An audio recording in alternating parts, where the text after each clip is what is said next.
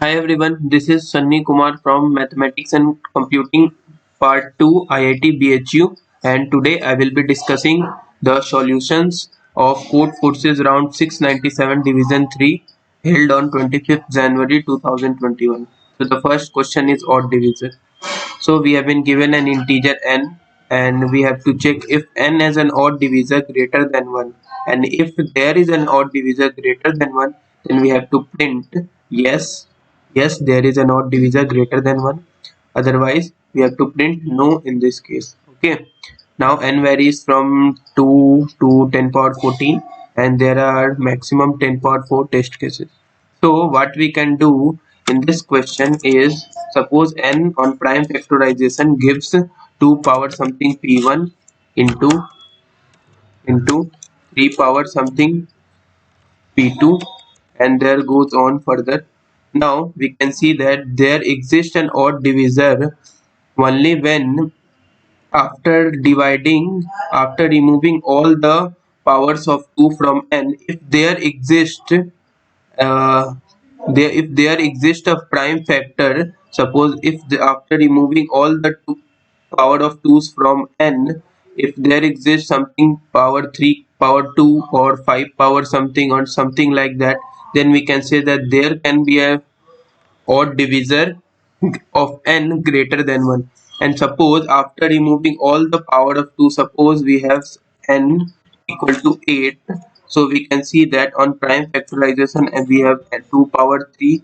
So after removing all the powers of 2 from n, that is, we are going to continuously divide n until n goes up to 1. So we are going to divide n by 2 until we can observe that there are no further powers of 2. So in this case, suppose we have an n equal to 8, we are going to remove all the powers of 2, then we can say that n equal to 1. And if in this case n we are getting n equal to 1, so we can say that n has no divisor of type odd. Okay, now suppose n equal to 12, then on prime factorization we can observe that n equal to 2 powered 2 into 3 power 1. So after removing all the powers of 2 from n, here in this case 12, we can observe that the 3 power 1 still remains the same. So we can say that there is an odd divisor of type odd which is present in n equal to 12. So what we are going to do in this question, let us move up to the implementation part of this question. So we have an n here. So I have taken the input n and I am going to remove all the powers of 2. That is, while n is going to be divisible by 2, I am going to divide n by 2. So at finally, after removing all the powers of 2, if n goes up to 1, it says that the input number n is a power of 2. That is 2 power 3, 2 power 4, and there are no odd divisors of n. So we are going to print no in this case. Otherwise, if there exists an odd divisor, then n is not going to be 1, n is going to be greater than 1. So we can say that we are going to print yes in this case. So if you are going to do this, then you will receive the accepted code from the CodeChef compiler verdict, as you can see. Now let us move on to the next question, that is problem B. Okay, the problem B says that, now the name of the problem is New Year's number. Now, so have been given we have been given the n equal, we have been given 2020 and the another number 2021. So find out whether the n can be represented as the sum of a certain number of 2020 and a certain number of 2021. So we have to say, we have to print yes or no in this case. And if the given number n, suppose 4041, if we can represent n as a some multiple of 2020 plus some multiple of 2021. So what we are going to do in this case is that, suppose we have n here. Now suppose we are given n g given, what we have been asked that Suppose n can be represented as p into something 2020 plus q into something 2021, and here p varies from p is going to varies p and q varies from 0 varies from 0 to infinity. And what we are going to do in this case, suppose we are iterating for one variable and we are checking that if this condition holds or not. So what we are going to do is, suppose we are taking q on one side, so we have this n minus something like p into 2020, and we have this, and we can take it in the bracket and see divided by 2021. So what I have done here is I have taken q one side and I have taken all the remaining variables to the other side. So we are getting this n minus p into 2020 divided by 2021. So what we are going to do is we are going to iterate for p. So what would be the lower bound of iteration and the upper bound for the iteration?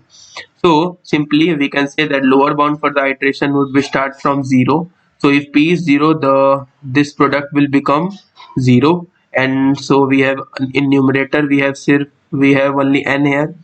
And what would be the maximum p that goes? So maximum p that goes would be n minus p into 2020 must be positive. So p must be equal to n upon 2020. So what we are going to do is we are going to iterate p from 0, and we are going to iterate p up to that extent that makes numerator always positive. And if there exists a p such that numerator is going to be divisible by 202, we can say that yes, there exists a p, and also there exists a q, because q must to be an integer. So we arrived at conclusion.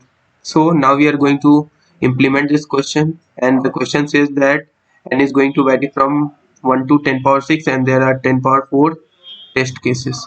So let us move to the implementation part of this question.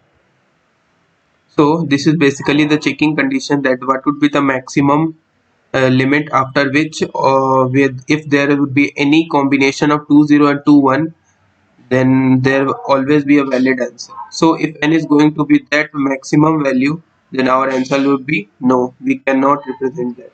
Else we are going to iterate from I equal to 0. Here I will denote the p, and we are going to check the numerator. If numerator, that is n minus I here is p, I into 2020, I'm going to calculate this numerator, and if this numerator goes negative, it says that the values of p are exhausted, and what would be the numerator here in this case would be going to be negative, so it is useless to go further. So we are going to break this for loop.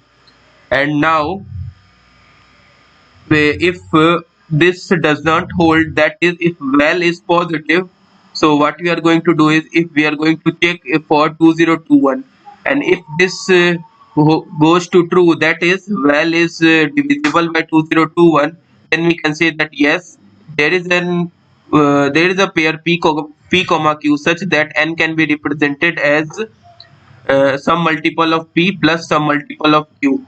Okay, so we are going to print yes in this case, and we are going to jump our program to h after printing yes. And if this doesn't hold, then we can say that our answer will be no.